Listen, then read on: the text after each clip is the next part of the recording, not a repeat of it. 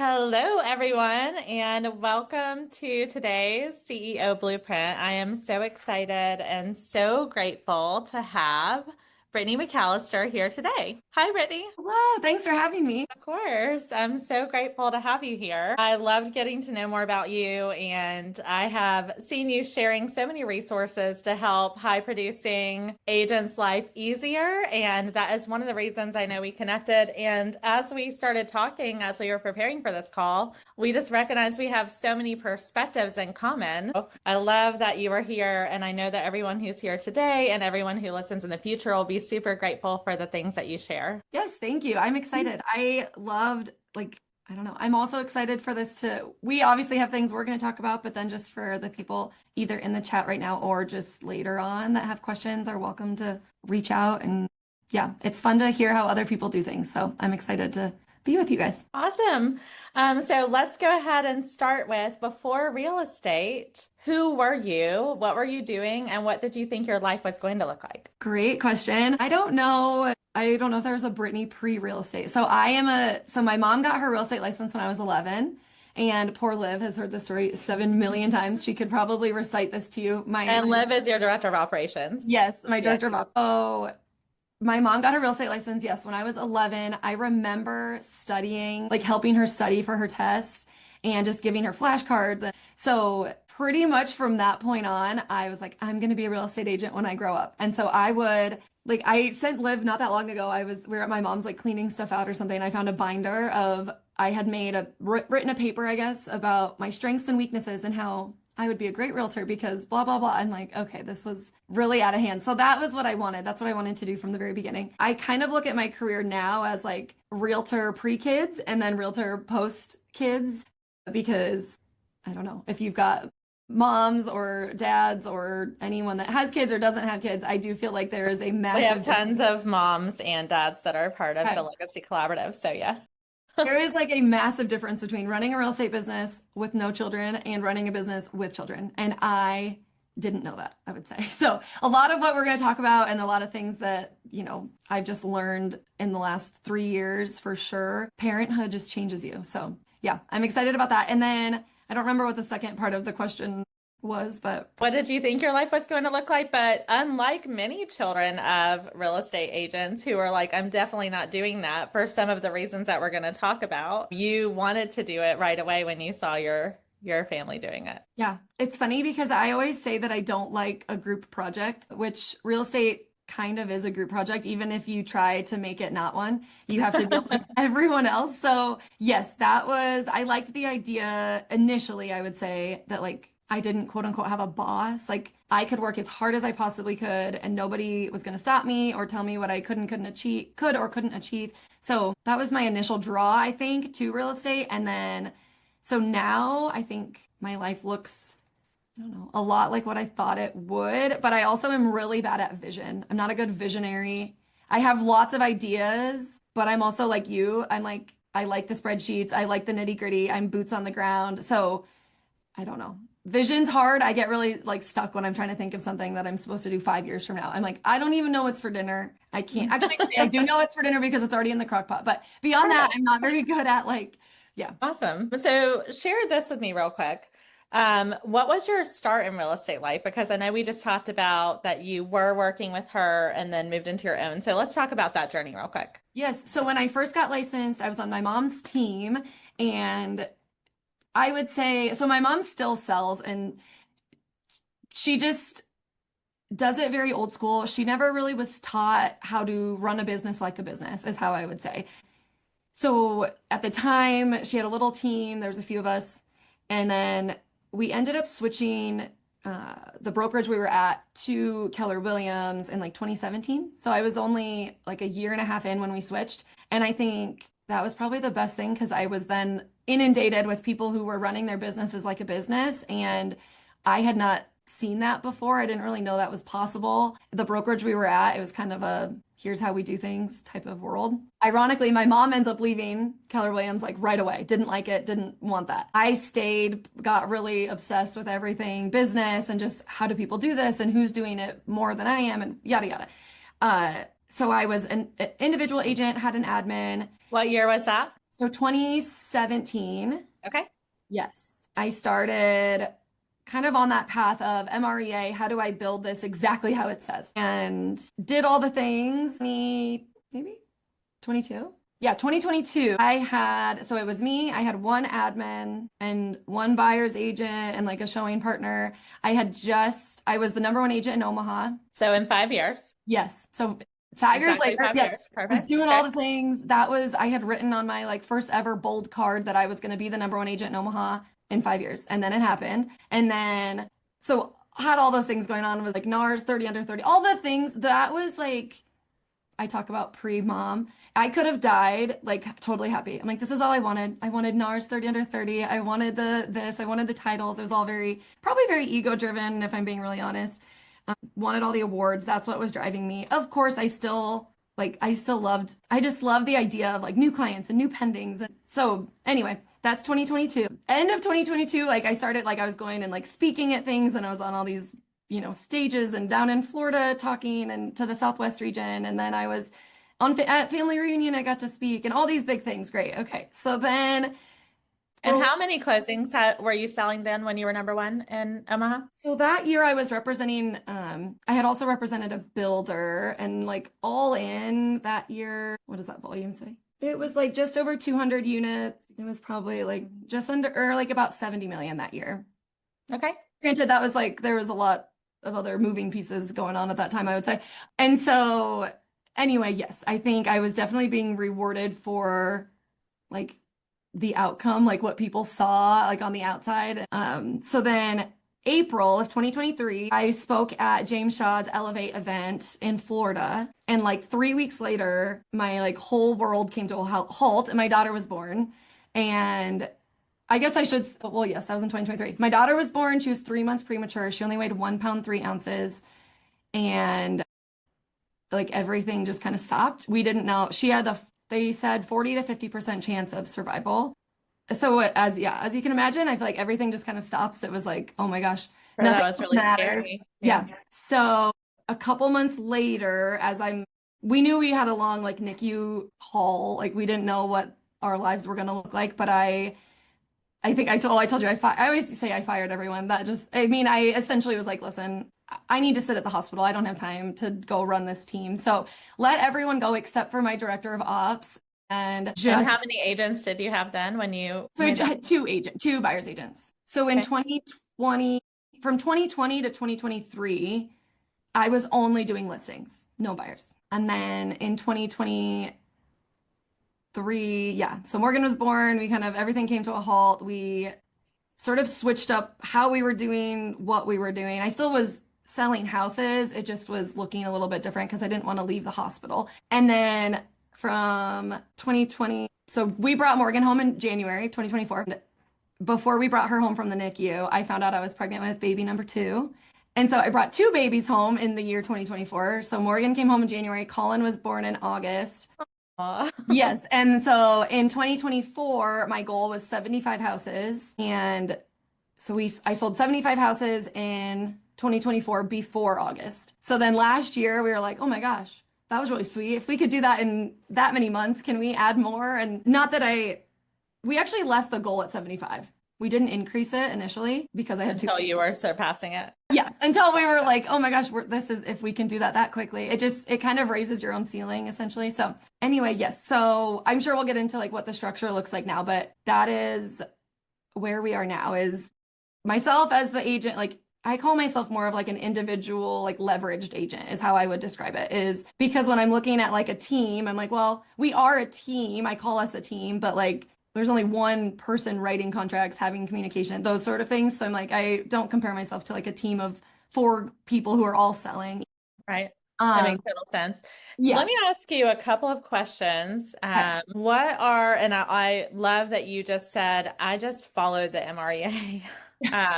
And so some of those answers can be found directly in the book, obviously. And I would love to hear from your perspective. What are a couple of the systems that made it possible for you to scale to be able to support 200 closings? Good question. So I think we were also talking about this earlier this morning, is I'm very much a people pleaser. And so at the time, it was kind of like someone would just say, "Oh, you should go do this." And I'm like, "Yeah, I'll do that." And then you just do it and you know, whatever. So that's sort of how I felt like I was running the business. I was building this business because that's what people told me I should be doing. I wasn't doing it for a personal reason. yeah, like my way, sort of. Which then, of course, with goals and whatnot, I think eventually I learned that your clients don't care about the awards. Your clients don't like those things are nice and they give you the confidence. And when I'm sitting at a listing presentation and we have our like, here's all the things, they're like, are you going to help me sell my house? That's all they care about. They don't care that you did anything else. So it was very eye-opening and the goal is all made up. Like it's all just kind of made up. So it's at the end of the day, you have to love the journey and you have to love, which sounds so cheesy and lame, and I understand that. You really have to love like who you're becoming and who you're surrounding yourself with, and do you have balance and do you have boundaries and all of those things that pre-children 3 years ago, I didn't have any of those things, I would say. And I was finding that even though I was hitting the goal, I was very defeated, very burnt out. Wasn't like, it just was like, those don't fuel you. It's more like, what does your life look like when behind closed doors or those kind of things. So, all of that to say, the systems. So like, for example, I would go to a family reunion and I would hear someone speak and I would take a bunch of notes. And I would say that I was very, very good at like implementing one thing at a time. And that's what I always did. I would implement one thing at a time really well. So instead of trying to do like 14 things and do them all kind of half and like not really ever find success in one, I just would like, okay, this month I'm going to figure out my client touches. What does that look like? And so I think initially MREA, like the OG copy says like the 30, is it 36 touch or 33 touch? Yeah, 36 originally. Okay. So the original 36 touch, I just did that. I'm like, okay, that's what it says I'm going to do. That's what I'm going to do. And so we implemented that. Now, today we run a 85, 90 touch, which I'm sure if you don't do that, you're like, oh my God, that's crazy. Nobody wants to hear from you that much. If you knew how many times you hear from Amazon in a single day, you'd be mind boggled. So anyway, things like that. I just would implement little things. I'm very, very big on my calendar. So like auditing my calendar, what's taking a lot of my time? What's a time suck? What can I give off to somebody else? Which I'm a complete control freak. So that was really hard. But so figuring out what are things that someone else can do well and can like own those. And I had told someone last week, that's where I feel like we are right now. We are there's 4 of us. So I have me, Liv's my director of operations. I have a full-time showing partner and then a transaction coordinator. It's like she's VA virtual. So can we dive into that really quick? Because that's exactly the perfect support when you have the right seats on the bus, right? When you have people in the right seats. So can you share with me the top 5 responsibilities of Liv as the director of operations versus the person that's responsible for the transaction experience? Yes. Top 5. What are your top 5? I know.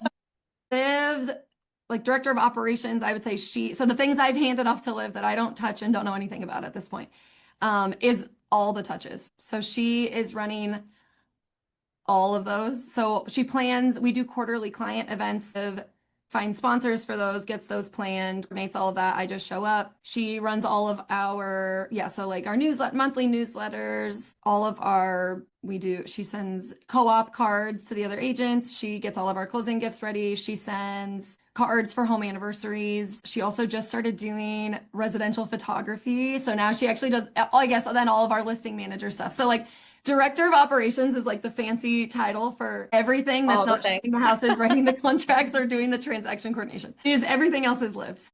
So the transaction coordinator is buyer under contract to close or listings already pending to close, and she handles everything pre that. Is that right?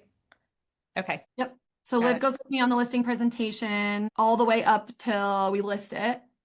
And then once it's under contract, yes, Allie would take it. Allie does pendings to close. Yep. And then, yes, so Allie's, that's all of her, transaction coordination from pending to close. And then Taylor is showing partner. And so she is essentially showing all the houses. So she's in a group chat and she does all of the scheduling of the showings. Pretty much everyone she's got searches set up for. If I don't have the search set up, she'll set up the search, but she's also like actively looking for other houses that like our goal for our buyers is like, we want to find the house. We don't want them to send us the Zillow link. Of course they will, because that's their like part-time job when they're looking at houses, but it means more when we can find them the house. So that is, and then yes, showing the houses, providing feedback to the listing agents, keeping me in the loop of what's going on. What did they like? What did they not like? And then she does all the walkthroughs. So she does the inspection walkthrough, the final walkthrough. I just do all of the So I do all the lead generation, do all the client communication by phone. So anything that's not Written. email, yeah, would be me. So like texting, calling, all the negotiating, obviously, and all the writing of the contract. So yeah, all of those things. Well, thank you, because this is a hot topic with the majority of the people that are on here that I work with. So the more detail we can get that you're willing to share, you're just such a huge blessing. So thank you for that. When you became a mom, and you shared a little bit about that moment that happened twice in the same year, but when you became a mom, what shifted, not just at home, but in how you looked at your business, your time, and what you actually needed your org chart to do? Yes. So that was really, I think a lot of us say we're gonna do things, but we have time. And so when there's not a lot of pressure involved, we don't have to do it right away. We just don't. Yeah. So what I think Morgan was obviously like the biggest blessing, but the fact that she just like halted everything, it gave me a lot of clarity on my calendar. So when we brought Morgan home from the NICU, she was 24/7 ventilator dependent. So she had a trach and was connected to a ventilator. So we had almost around the clock nursing. So we had nursing from 8 to 4 and then from 10 p.m. to 6 a.m. So because somebody had to be awake with her 24/7. And so that sort of started to shape how my days look. Because before she came home, I always went on listing appointments whenever. I usually would do listing appointments at night. And there's also all these things connect. So I also realized a lot of what I was doing was because that was just the way I had done it. And I realized the way I had done it was happening over and over again because of the verbiage I was using, like the words I was using. So I would always say to clients, like, hey, what night this week works? I'll come over. We'll do a listing appointment. They'd give me a Right. night that works. And I'd be like, okay, great. Now that I have kids, I don't know why any of my clients ever let me come over to their house between like 5 and 7, because my house now between 5 and 7, I'm like, don't even come in here. Like it's complete chaos. So that was the other really crazy eye-opening thing, is that I was setting boundaries once Morgan came home, almost with like knowing it, but almost not knowing it. So I knew that every single day I had to be home by 4 o'clock because that's when her nurse leaves. My husband works till like 5 or 6, so I had to be home at 4 o'clock. And so I would schedule, hey, do you have any time this week during the day that works? And I would say in the last 2024, 25, 20, like in the last 2.5 years, we've probably gone on less than 5 listing appointments on a night or weekend. And we did how many listings last, like 46 listings last year, 45 the year before. So like I didn't even know my clients worked from home or didn't work on Fridays, or like people actually prefer you to go not at nighttime, shockingly. They were just picking a night because I said what night works. So that was giving me a lot of boundaries around time. I knew I had to be home at 4. Of course, that's when that showing partner, model kind of came into play, was because of course, I understand some people need to go look at houses after 4 o'clock. And so that was nice that Taylor at that time could do the showings. And the way that, again, it's all verbiage and it's all how we explain it to our clients. So, with showings, it makes sense that Taylor goes and shows them the house, and I'll be ready at home by the time you guys can drive back to your house. I've already communicated with the agent, the listing agent. I know all the things, all the answers to the questions you had while you were walking through. I've got the offer all written up, ready to talk through it with you. All of that, so that by the time you get home, you can call me and we can go over the offer, which would never have been done if Taylor was still driving, if I was still driving home to do that. So it's all just how you set the expectation with your clients. And I'm also was very shocked to find out after having kids that people, I don't know, it almost opened up an entirely new like set of clients, of people that I was more relatable now. So like before kids, I just thought I had to be this robot and I have no personal life and everyone will like me better if I'm answering all their questions around the clock, and I have no life. You are my whole life. And now I'm like, hey, listen, it's 6 o'clock. I got to feed these kids. I got to get these kids baths. I'll call you after I get them all down. And people are like, we're doing the same thing. It would make more sense if we call you after 8 o'clock. And I'm like, that's fine. I would rather call someone after 8 o'clock. Not every night, of course. My husband's probably like, yeah. But I would rather call someone after 8 o'clock and be present with them and have been present with my With your kids kids. than try to manage dinner and be on the phone. And now I'm annoyed and they're annoyed and there's kids and it's just a completely different energy. You gave nobody your all. Yeah.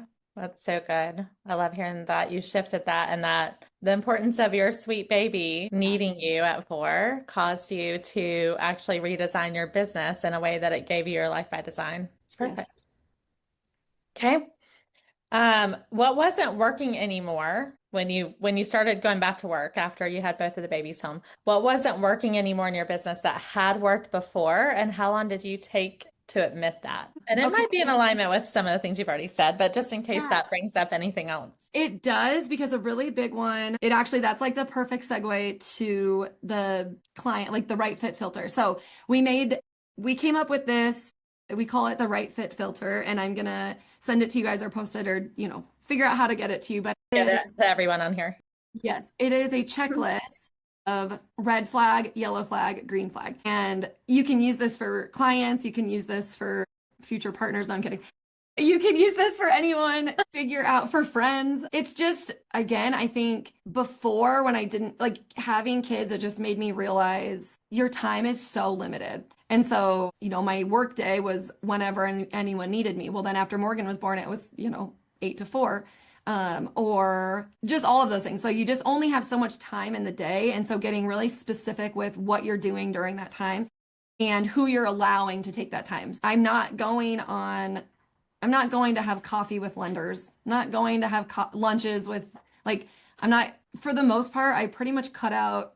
I mean, there's no happy hour because I'm at home, and there's no, like, just being very choosy with the things like networking events and things like that I was going to. And so the right fit filter is for clients is like a kind of a gut check of like, okay, is this person even not like worth my time, but being respectful of the fact that I also have things going on. And I think you'll know that, like, that usually right away when you see their name pop up on your phone and like, you're like, oh, I don't How want to you answer. feel? Yeah. So that's probably one of them, but also just, yes, I think it's a respect thing and the time. There's only so much time. And so, yes, being very, and I forget what you had said right before that, but that's That's okay.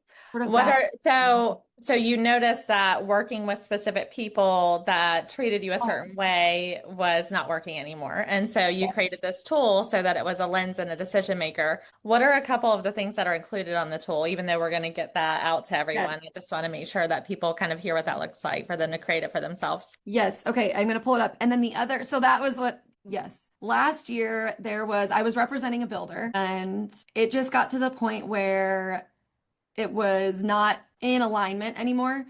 And that was where it was like, okay, they were wanting like more from what I was doing, but then trying to pay less commissions or like the value wasn't there anymore. And when It wasn't going to be a win-win anymore. no, exactly. So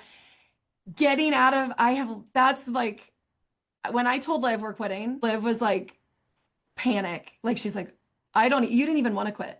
And I was like, I promise you, this is going to be the right move. I was like, just trust me, which of course she's like, I obviously trust you. And it was. And we quit in July? Yeah. We had the best like third and fourth quarter that we've ever had. And it was. You made space for what works. And that was like, yes, it was like this weight was lifted and all of a sudden it was like all this stuff came in. Yes. And we had so much business coming in and people that loved us and cared. And it just was like an overpouring of, it feels so good to help the right people and to help people who see your value and know your worth and are like pumped to have you helping them versus someone else who is like never appreciative. It was never enough. That's just not the mindset that we operate in. And so I'm shocked we stayed as long as we did. But so the right fit filter. So there's, green flags, yellow flag, red flag. Some red flags might be, well, there's really no urgency. The motivation is low. Maybe they're refusing to get pre-approved if they're buyers. They're rude, dismissive, they're disrespectful of you. And I think that is like, there's ways to show being disrespectful. For me with time is a massive thing because there's not that much of it. So like, if I am going to meet you to do something at 1 o'clock and you don't show up till 1:20, like, no, I can't, like, no, can't be. I can't be your friend. Yes. Things like that. If they're complaint or, would say they've fired previous agents in the past or complained about people they've worked with and then demands 24/7 access with no boundaries. Those are all red flags. Yellow flags might be like, they're kind of vague on their timeline.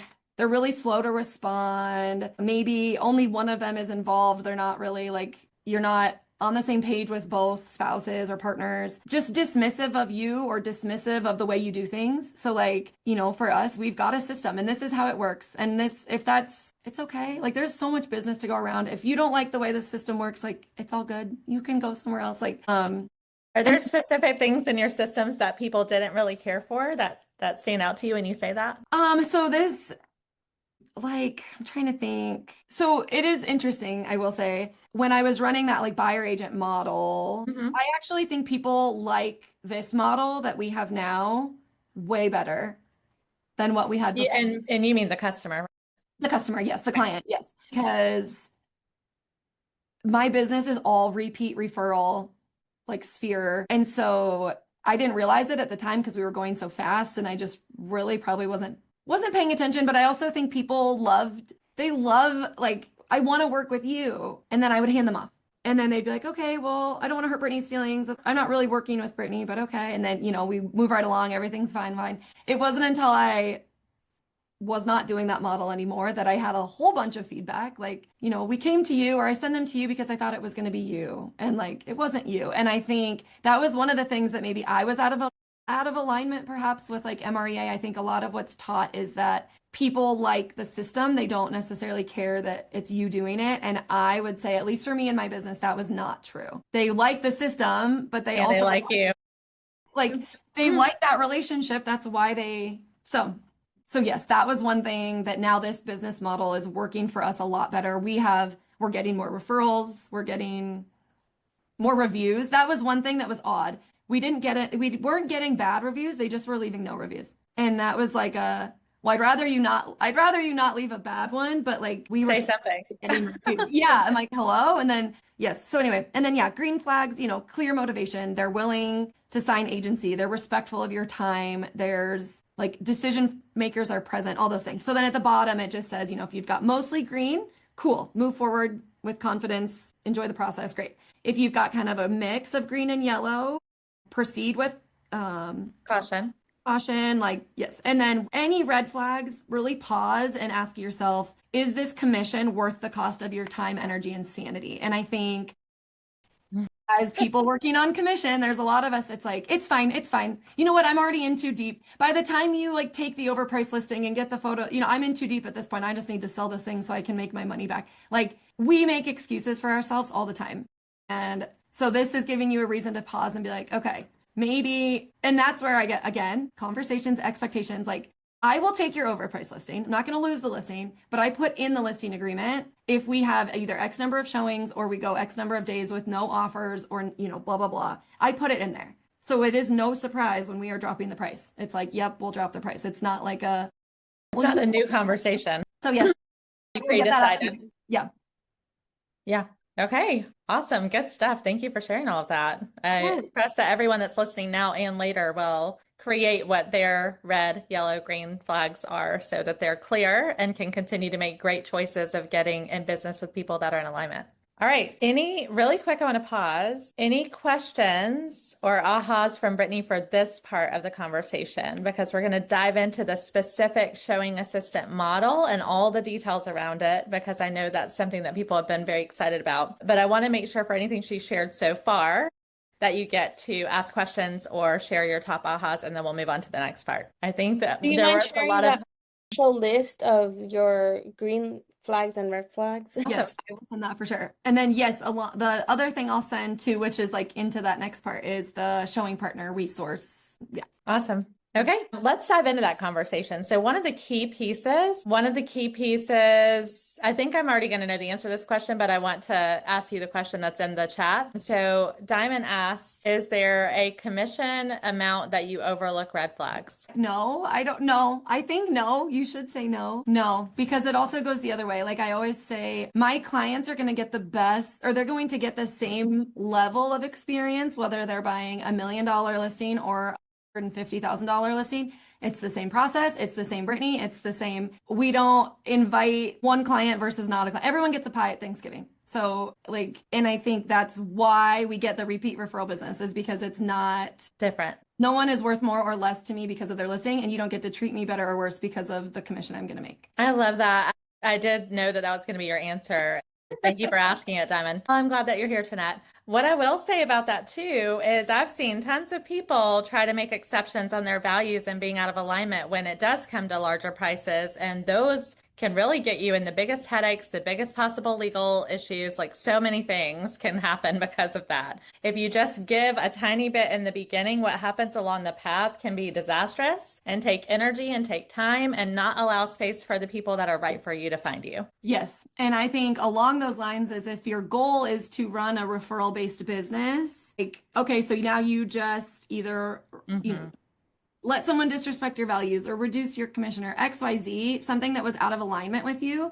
Now that's that person's standard of how they're going to treat you. And now they're going to refer They're going to share that. Yes. And now you don't even like that person. And now you're working with all their friends, and guess their friends are just like them, if not worse, probably. Because they communicated that you were willing to whatever. Yeah. So it's never too late to turn it around, I think. But yes, I would no, they are red flags. Don't paint the red flags green. That's my Love that. All right, let's dive into the showing agent model. So we already are clear on the moment that you realized the showing agent was an answer for you in your business model. What were the real signs that you were ready for this, and how did you structure it in the beginning? Yes. Okay. So initially, it started with like a couple agents that I knew that had more availability than I had at the time. So like, hey, can I just pay you to go open this door, or go meet them here or there? And so I think on like one-off occasions, I think that's okay. I knew that wasn't going to work long term because Especially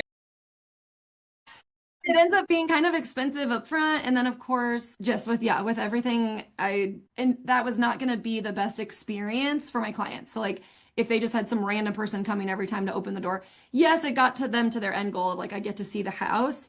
But I think from an experience standpoint, it makes more sense if there's consistency. And so they know that it's the same person showing every time. So I have actually, so Tony Baroni down in Florida, I had heard him talk about it several times. And I remember the first couple times they were talking about showing partners. I'm like, that's so dumb. That's just dumb. I'm never going to do that. Nobody would ever do that. Like, it's so funny too, who would want that job? Yeah. Like that's just funny too. It's like, as you go, you're like, I don't know. When I first read, it's like the first time you ever crack open the MREA. I'm like, I got stuck on like page 40 and I'm like, yeah, this isn't for me. I am not going to do any of this. So, and then the second time I read it, I get a little bit further and a little bit further. So yes, anyway, I think with set it up, this just is back to my current life, which is like set up your business for your life. And it's okay. It's okay if no one else has done that. I'm sure someone else has. Like there's probably someone else you could model it after, but ultimately it doesn't have to be like the way or the model. It can just be what works for you in that time. And for me, that was what worked. Was I had Liv was still with me, and then I needed help with showings. And so what did I do? We put together an avatar. This would be what my perfect showing partner looks like. I want someone who is going to represent my brand well, is an extension of me, is, positive, and is just that. Like, it's not going to be me who is sunshine and rainbows on the phone, and then they show up to see a house and you've got like Eeyore, like, wah. Like,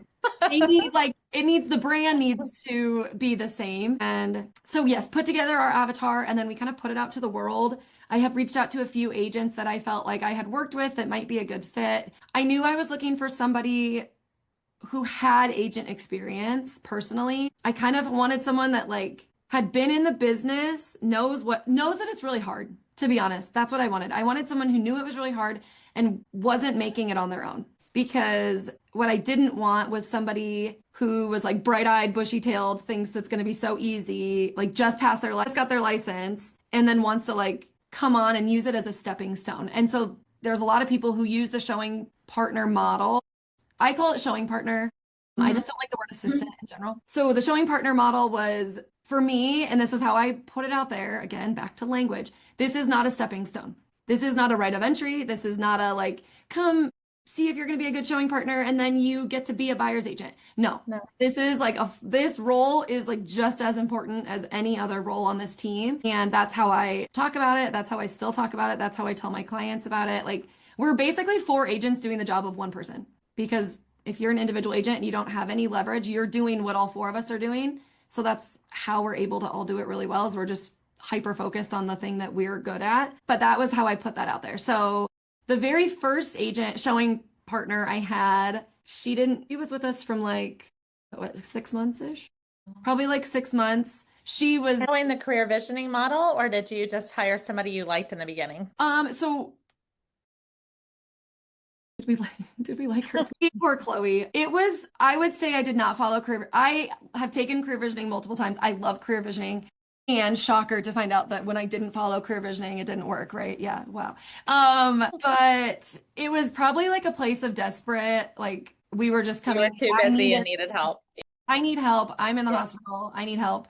She was like not cut, like it was, she was gonna find a different career path. Like real estate wasn't working for her. That was not the hire I was looking for, but it worked for a minute. Like it just worked until it didn't sort of thing. It was kind of like this is probably not a long term, but let's crutch it along until we can. And then the clients were fine. That's always the hard part. It's like the clients didn't say anything. Nobody necessarily cared. It was more so on the back end, like, this is crazy. Like I can't, we're not a good fit. So anyway, What was off on the back end? Not communication systems. just like the things that she would say and then the things that she would do were not in alignment. So I am very like walk the walk, talk the talk. I'm never going to ask anyone on my team to do anything that I would not be willing to do or haven't already done. And she would say she wants like this. And so we'd put together a plan like, hey, come into the office and we can all do whatever together, and then would not show up or yes. Okay, got it.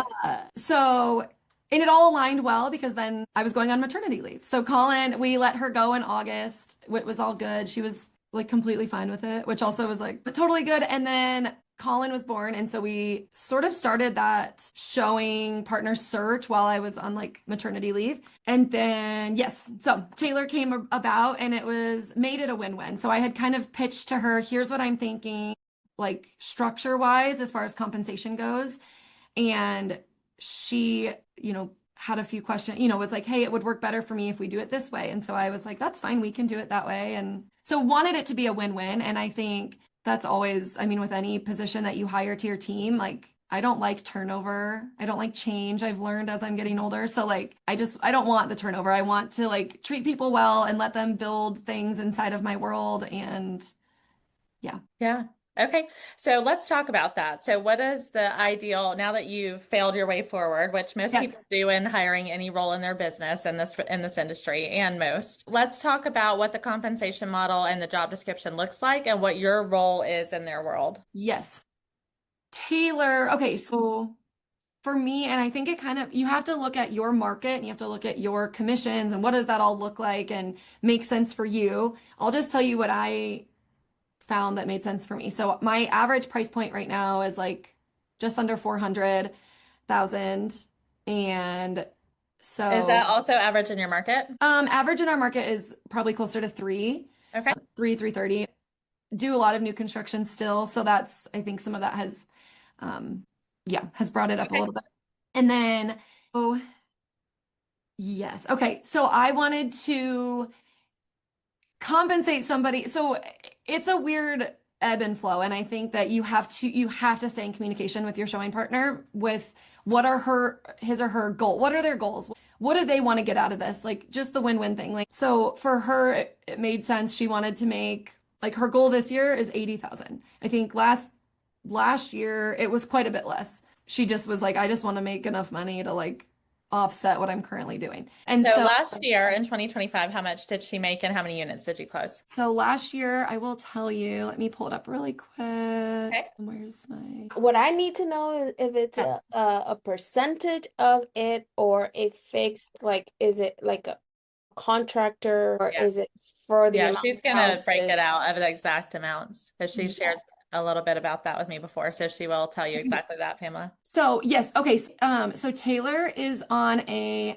base salary of $1,800 a month. And that is paid. She's 1099 through my business.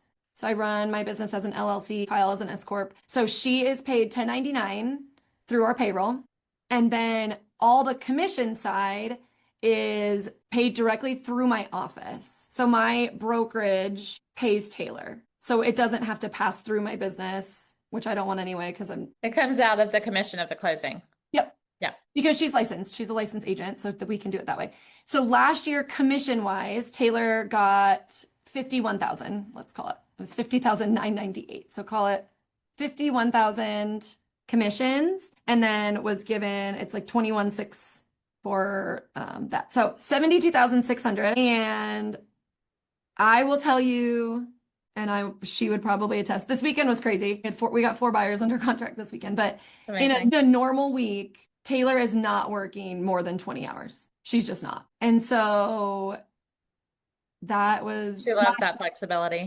yes. And so Yeah. I think I pitched the rule to her as like worst case, and I wrote them, like I went back 5 years and I was looking at, okay, what was the slowest buyer months I had? And so I was very transparent. Hey, there could be a month where you're only going to get $1,800. It's been a minute since I didn't have a buyer close in 1 month, but I get nervous, and we all business owners, I think we all do that. So I just let her know that this would be worst case, this was best case. So yes, $1,800 a month as a base, and then I did a bunch of different numbers. I don't know why I settled on this. So you do the numbers for you that make sense. Figure out what the value is to you. I give her 14% of the buyer side commission. And then if it's any business that she brings in to the business, I give her 25%, just like I would anyone else. Yeah. And she's licensed, so we can do all the referral things. So She doesn't have her own business. Like, she doesn't have her own clients. She brings them to you. Services them anyway because she gets to show them houses, but they run through you. yep. Okay. So she doesn't have to do any of the negotiations or any of the agent part of it. She just shows them. Yep. If there's a non-compete. Yeah. There's not. It's a good question. I would say so far in the last 2 years, I think she's only has like maybe two buyers. So she didn't have like a size, she didn't have like a massive business prior to coming on with me, but I'm like letting her listen, like plug in your database, plug in your things to our touches, your past clients, all those things. So we're working on that. Yeah. Awesome.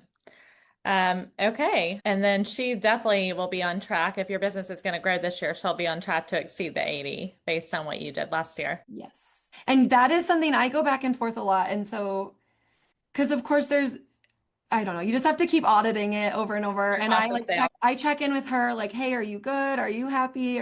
Because 14% doesn't seem, sometimes it's like I look at it and of course there's buyers, and I talk with my husband about this all the time. There's buyers where she shows them for months. She's out showing them and this and that and weekends and nights and this, and they don't buy. And then they finally buy, and her portion of it is $1,200. And I'm like, that was a lot of time for like $1,200. And then there's clients this weekend where she didn't even show them the house. They called me on Monday last week. They found me online. They want me to work with them. We did a Zoom. We signed agency. They went to an open house. They bought the open house. They're still going to get paid on that. So she gets paid on 100% of your buyers. Yes. Got it. Does she help at all with listings? Just open houses. Okay. And if she picks up a buyer from the open house, I pay her a 25% as if it was. Love it. So like that is the other big thing, is like you have to treat these people like you treat your people that work with you with respect. Like I'm not cherry picking the clients that she didn't even meet. I'm still paying her because that's right to do. Like I'm not, or there was one last week where she was showing clients from out of town, and we had another client that really needed to go see these new construction houses, and they were pretty. I was like, she got the short end of the stick. She was out showing like a ton of houses, and I was like, I'm going to go show these 3 beautiful new construction houses to our past clients. And they wrote on one and they got it. Of course, I'm still going to pay her on that. Like you can't cherry pick those things. That's so good. That sounds like it makes up for the 1,200 part. I'm so sorry, I missed a lot of the conversation at the beginning, but I am recording. Do you have another buyer agent that also uses this showing assistant? So it's just her. There's no buyer agent. Right. No, she did. Admin. She has a director of ops and a transaction coordinator and a showing assistant, and she communicates. So let's go back to that part, Brittney, too. Can you share, because this is a big conversation I have with teams and individual agents that I coach. Can you share the communication specifically in the beginning of a relationship with a client and later to help make sure that handoff is smooth? Because that's going really well for you, and that's a conversation people want to hear. Yes. So I would say, whenever we like hop on a call or a Zoom or whatever to do that initial like buyer consultation, I just, answer their question, do this. Is that both of you or is that just you? Usually just me. If it's in person, It's been a minute since we've done one in person just because everything's moving so quickly, but usually it's on the phone or on Zoom. And if Taylor can be there, she will. But yeah, it's usually just me, I would say. And, we kind of go through the boxes. Okay. Have you talked to a lender yet? We haven't. That's totally cool. Okay, great. Okay. Talk through just the process, whatever. And then I talk in we. So I always say we. And so at some point, I'll say, like, I'm sure you've noticed I say we a lot. Here's who that is. Can I explain to you how I run my business? And they're like, yeah. Okay, great. So I will always be your main point of contact for anything, any questions, any concerns, anything whatsoever. How you are talking to me right now is how we are going to talk. You're going to call me on the phone or text me or whatever. I have a virtual assistant named Allie who helps with all of our transaction coordination, and you'll never meet Allie because she doesn't live here in Omaha, but she just makes sure that our T's are crossed and our I's are dotted so that we can get paid and everyone is on track and all those things. So don't worry about Allie, but you will see probably some just reminder emails and stuff from her as we go along. Olivia, you will see invites from Liv, maybe time to time. You'll see her at our client events. Once you're one of our clients, we call them our Cool Clients Club. And maybe fortunately or unfortunately for you, you get to be a part of our lives forever now. So we will always be around. We do client events. We give fun gifts, just things like that. So you'll see stuff from Liv from time to time. She's my keeper of all things. So you'll see her, I'm sure. And then there is me and Taylor. And so Taylor and I will probably do a group chat. That's what we have found works the best. And the reason I brought on Taylor is if they know, this is sort of, I like pivot quickly if they know me or didn't know me. I know we don't know each other, so I'll give you the quick elevator pitch version, which is that before I had kids, I did everything myself. And then I had 2 kids in 2 years, and one of them was medically complex and required a lot of hands-on things. And so to make sure that my clients got the same level of service that they were getting before I had kids, I brought on Taylor to help me do all of my showings, especially with the market the way it is now. Things are moving very quickly. I need more boots on the ground to make sure that you never miss a house on account of us. And so it'll either be Taylor or I, asterisk, it's never Brittney, showing you the house. So what we usually do, what we have found works best is that we just have a group chat. And so it'll be you and your wife or you and your husband, you and your partner, and then Taylor and I, and we'll all be in there and all the communication stays in there, stays in one place. Taylor just will filter out what she likes and doesn't like, or, needs to see and doesn't need to see. We'll get your search set up and then that's it. Everything will go in there. Any houses you want to see, when you want to see them, you put that in the group chat. Taylor will get them scheduled. You guys will meet there to see them. And then as soon as you find one that you like, that's kind of where it's my time to shine. And so I will pick up the torch and carry it from then on. That's my spiel to them. And they're like, that sounds great. They don't know and they don't care. They only know what you tell them. That's right.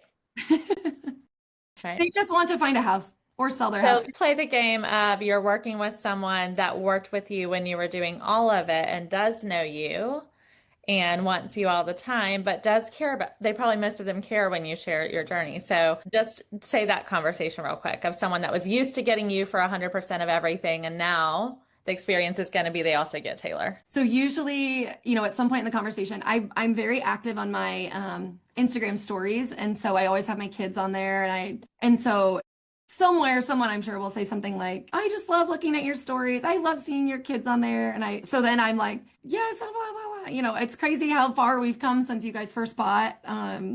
Like you first bought, we didn't even have any kids. I don't even know if I had my dog yet, and they're laughing. I'm like, you guys didn't have any kids or whatever.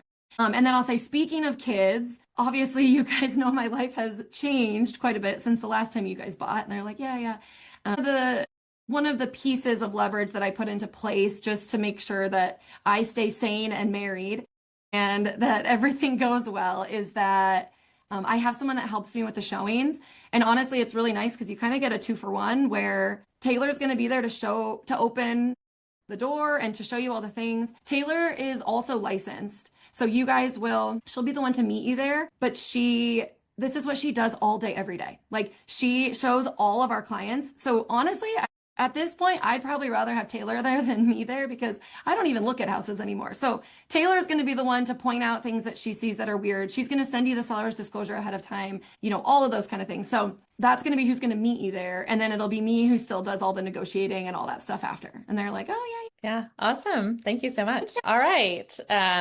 If someone is sitting here right now and they haven't yet made the move or they're not really sure based on their life or their units or whatever about their business, If they want to have help, what would you say to them? I would say it probably just depends on what you think you need help with. So the biggest thing would be like auditing your calendar. So figuring out, I would start today because it's Monday.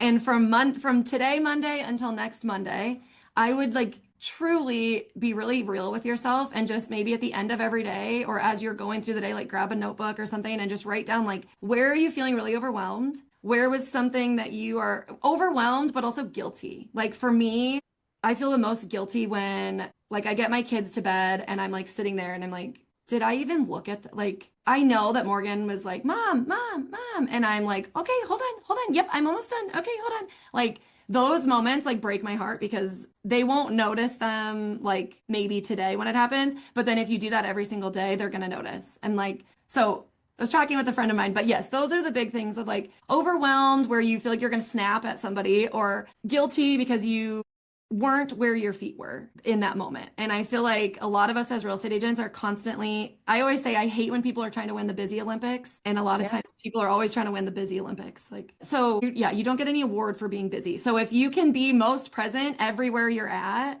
like, I think you'll feel the best when you are done with the day because you gave everyone 100% wherever you were. So that's what I would do is check your calendar and figure out what kind of leverage do you need? Maybe you don't need a showing partner. Maybe you I love doing showings. The only reason I do not do showings is because it doesn't align with my family anymore. So like, it's okay to give things off that you love if it's not the best use of your time. So like Canva, for example. If that's you love Canva, but it's not the best use of your time. Newsletters, I love a good task that is like mundane. I could fold newsletters all day long and stuff them in envelopes, like sign me up. That's not the best use of my time. So figuring out your calendar, what can you go hire? And then start with that. And then take really good care of that person until they feel overwhelmed and then go find the next piece of leverage. Yeah. And it could be personal or business. Yes. Like finding someone to clean your house is leverage. Yes, it is. Finding someone to do your laundry is leverage for your business. Like, so that's part of it too. Like any of those things. Yes. So good. Thank you so much. It is 1:00, but I want to allow people, if you can, for like 3 minutes, we would really, really appreciate it, to ask questions and share what their top aha was from this conversation because you shared so much. Sean says he needs more leverage in his life, so he's going to close some more houses so he can have it. That's my significant other, so that's really funny for him to say that. No, I love that because that is, like just any, like we have a nanny now and which is also silly. I don't know what to call her, but like that's what her job, like that's what she does. So like we pay her less than we would pay daycare. Yep. And I come and then your kids get to be home and the house is clean. And they love nobody's sick and I get to come home and the house is clean and I'm like, oh my God, I love you so much. Yeah. And she's pumped because she thinks it's so easy because she was working at a daycare and now she works at our house. Yeah. And she makes more and she has a better life. Yeah. Yes. Yes, Pamela. I have all the questions. Was it a decision that came out of your circumstances, or was the profit already there and the volume already there for you to make that first initial hire? Because I understand that the situation with your kids was really the catalyst, but was it a leap where you were like, okay, I need this for my business to survive, or were you already profitable enough where you could, take that step? That's a really good question. My first ever hire was like assistant, I guess, was like that was in 2019, and it was very scary. And so I truly told her 2 years after you started. Yeah. So 2 years after. And I truly told her, like, we're going to see how this, like in my own head, I'm like, okay, I will just hire her for like 3 months. Like knowing like if this doesn't work and it doesn't work, like that's fine. But like, and I let her know, and she was still in school at the time. So it kind of worked out well where like she was interested in real estate. And so that was the avenue I went. I found her and I was like, okay, I'm going to hire you for like part-time, like 3 months, and we're going to see how it goes. And I handed her off the things that were a time suck for me. So yes, it is scary. It's always scary. It's still scary. I mean, I did the math the other day on our payroll and like, it's a lot of money. Like it is still scary. It always comes out. But the thing is, here's the biggest lesson of leverage. You can't give things away and then just do nothing with the time you got back. If you give those things away, like Canva or cleaning my house or showing houses, now it's my job to go do lead gen. So like, that's where the pressure is still on me. It feels sometimes where I'm like, oh my gosh, I need to do the things. Yeah. You can't give everything away and pay them all and then not go find more business. Then you'll be poor. Mm-hmm. Tell me about your director of ops role. Which one came first? Did the showing assistant come first? Did the admin come first? Or was it the director of ops come first and help you find these people and train these people and set them up? Like, what was that like? So director of ops came first, and that was to, I would say, essentially carry out all the systems that I was doing by myself. So like, and I say systems, whatever you're currently doing, however you're running your business right now is a system. It's just how it's either working or not working. So like, for example, newsletters or past client events or all those like emails, listing emails, anything that I was currently doing. Now she's been with me almost 4 years now. So now everything we do is like osmosis. We just like read each other's minds a lot, but it took a long time to get to that. And she has a lot of pride in her role as well. And so like, that was really nice. I think because I'm not running it like a team where like there's a bunch of everyone has access to me because these are all just more me's. Like we're all one. Like so Liv is just an extension of me on the ops side, which her brain and my brain work very similar. Taylor is just an extension of me as the showing partner. Liv can't train Taylor because Liv's not an agent. And I train Taylor. That's also the control freak in me. I would never let anyone else train anyone. Although I did let Liv train the VA with the transaction coordination. Only because we left Keller Williams in 2024 and I don't even know how to log into I wouldn't even know. God bless them. They Liv left, but I can't, if they left, I would be like sitting in my office, like someone pay me. I don't know how to get paid. I'm really good at paperwork. I'm really bad at like uploading it to wherever it needs to go next. So those two like helped, Liv trained our virtual assistant on all the transaction stuff. And you did mention that your director of ops is not an agent. What is their background? So Liv, I found her, it was a lot of these people were like super happenstance. And I think that happens when you create your avatar. It's like if you put this in place, like here's what I want this person to look like. I want her to be organized. I want her to be driven. I want her to be really good like at design, but also have like interest in the numbers or like I think you got really clear on deciding Yes. on picking your person before you met them. Yes, and I promise they just like show up. They just show up. Literally, it's just like Taylor. I was like, I need someone who is like excited about real estate, but not that great at it, but loves it and loves clients really well, but wasn't that good at finding the clients. Like, but was really good once they had the client. And then here comes Taylor, and like everyone loves her. She's like, you're just good at finding them, but I love once we have them. And so yes, my director of ops was. Actually, ironically, it was like I had a previous director of ops who I had found her on Facebook and then she had like submitted an application. It was her mom worked at like Nothing Bundt Cakes and Liv was in college and working at Nothing Bundt Cakes at the time. Was like, you should go shout out my daughter. She has this great job as a director of ops. So Liv comes, she shadowed her, loved her. We hired Liv on initially part-time as our as our transaction coordinator while she was still finishing college. Then my previous director of ops, talking about failing forward, behind my back created an entire transaction coordination company and then gave me her 2 weeks. It was like, so that was really fun and cool and sweet. And so then Liv stepped into that role and like we never looked back. Oh, so she earned her way through. That's good. She was college. What did she study in college? Gosh, what did she even study? She's always like, I don't even know what I studied. It was some sort of business. Okay. So she was college and then, yeah, that's a great background. So she was straight out, fresh, familiar with everything. Got it. Customer service. And had no real estate background at all. Perfect. Nothing to unwind. I think the first time she thought they were called buyers and listers. Because we would always like, oh, we're listing the house. We're listing. Yeah. All right. Can you guys please share the number one thing that she helped you most with or the top idea that you had so that she can take that away just as a thank you for her investing her time with us today? Yeah. You saw it, Diamond wrote. Yeah. Yes, don't paint red flags green. Yes, thanks, Trinette. Yeah, I'll put my so my realtor one is on Instagram is at Realtor Brittney, but I will say that one's fine. I'm not always on it all the time. So Brittney, this one's way longer, but. And Brittney does actually respond to her own social media stuff by herself. We were talking about that before we got started today. She's very authentic, very relational in case you can't tell. So she has a lot of things in alignment with the people that we have in the Legacy Collaborative. Yes, I just love I love this stuff. I'm like, tell me what you have. Like I could just sit and I'm like, okay, tell me what you have going on. And then I'll tell you how we can do all the things. And So thank you guys. I'm so grateful for all of this. Yeah, if you guys Thank ever have you. any questions, or I'm gonna send out the right fit filter, which is the red flag, yellow flag, green flag. And then I have I don't know how many pages this was.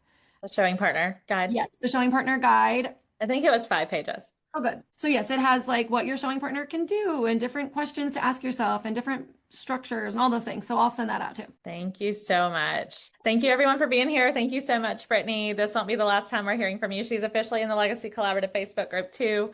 And don't forget to send your referrals for Omaha to her. And whenever you see people ask, send them her way. Thank you. You guys Guys, have a bye. great rest of your week. I'll see you next time.